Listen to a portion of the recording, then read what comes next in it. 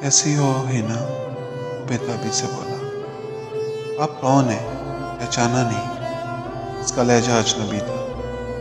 मैं मैं मशारिज हूँ, वही जो कभी तुम्हारे लिए सब कुछ होता था। पर वक्त बदल गया।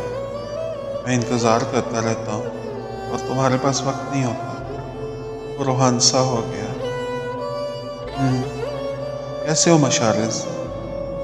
जी रहा हूँ। अभी मैं याद नहीं आया तुम्हें? मशारिज, तुम ज़रा भी नहीं बदले। पुरानी बातों को भूल जाना ही अच्छा होता है। बेरुखी से बोली। क्या करूं हिना? दिल ही पागल है, समझता ही नहीं। तुम्हें ऑनलाइन देखता था तो सोचता था कि कभी तो तुम मैसेज करोगी, कभी तो बात करोगी। दिल चाहता था कि एक बार तुमसे बात करूं। तुमने तो राब्ता ही खत्म कर दिया था। मैं क्या करता? अच्छा, अब राब्ता क्यों किया है? इसका लहजा बदस्तूर सर्द था। तुम्हारा हाल पूछने के लिए। मंगेतर कैसा है तुम्हारा? देखो, मैं जानता हूँ तुमने मजाक किया था अपनी मंगनी का। भला ये कैसे मुमकिन है? मुझसे प्यार होते हुए भी तुम मंगनी कर लो। तुमने ही तो कहा था कि इस दुनिया में मेरे सिवा तुम्हें कोई और अच्छा नहीं लगता। मेरे साथ ही अपनी पूरी जिंदगी गुजारो। मैं क्यों करूँगी तुम्हारे साथ मजाक? देखो, जो तुम कह रहे हो वो इस वक्त के हिसाब से ठीक था, लेकिन अब मेरे दिल में तुम्हारे लिए कोई जगह नहीं है, कोई जज्बा नहीं है। अच्छा ठहरो, मैं तुम्हें अपनी मंगनी की तस्वीर भेजती हूँ। यकीन आ जाएगा तुम्हें। चंद लम्हों बाद तस्वीर इसके मोबाइल पे थी। एक लड़का हिना को मंगनी की अंगूठी पहना रहा था। वो हिना जो इसका सब कुछ थी। इसका दिल जैसे किसी ने मुट्ठी में ले लिया। बावजूद सबके आंसू बह निकले। हाल पूछ लिया है ना तुमने? बस अब मुझे मैसेज ना करना, वरना मुझे तुम्हें ब्लॉक करना पड़ेगा। ब्लॉक? हिना की बात सुन के वो सरतापा लर्ज गया। राब्ता खत्म होने के बावजूद वो यही समझता था वो किसी बात पे नाराज होगी, फोन करूंगा तो फिर पहले की तरह बात करेगी। वो तो इसकी सारी बातें माना करता था, कभी रूठा ही नहीं था इससे। वो इससे कैसे रूठ सकती थी? इसका तो जीना मरना बस वही थी। इसकी जुबान से निकला हुआ हर लफ्ज हर्फ आखिर हुआ करता था।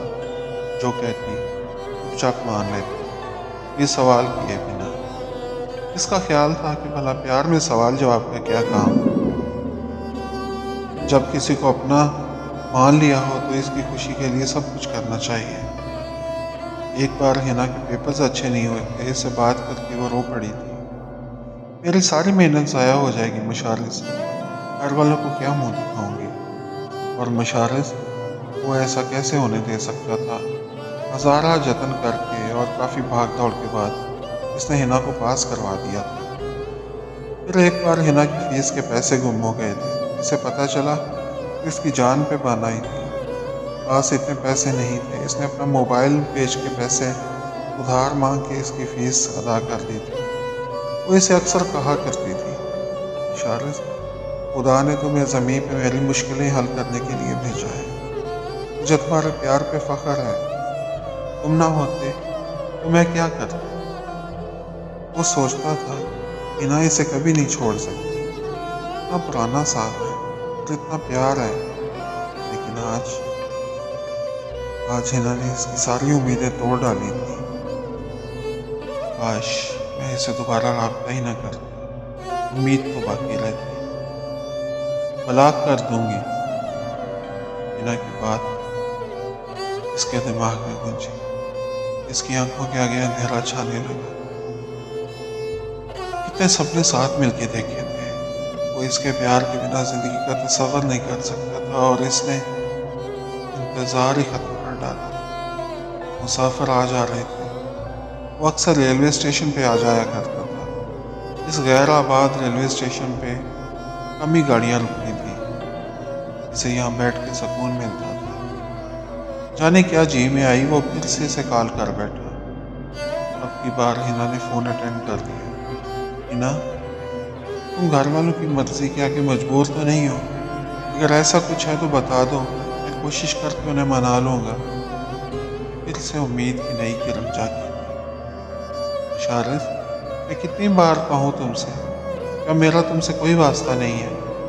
ये शादी मेरी पसंद से हो रही है और अब मैं तुम्हें ब्लॉक कर रही हूँ। कॉल कट गई और हिना की डीपी गायब हो गई। हिना ने इसे ब्लॉक कर दिया था। दिल धक से रह गया। ये क्या हो गया था? वो उठा और चल पड़ा। इस लम्हे के बारे में इसने कभी सोचा ही नहीं था।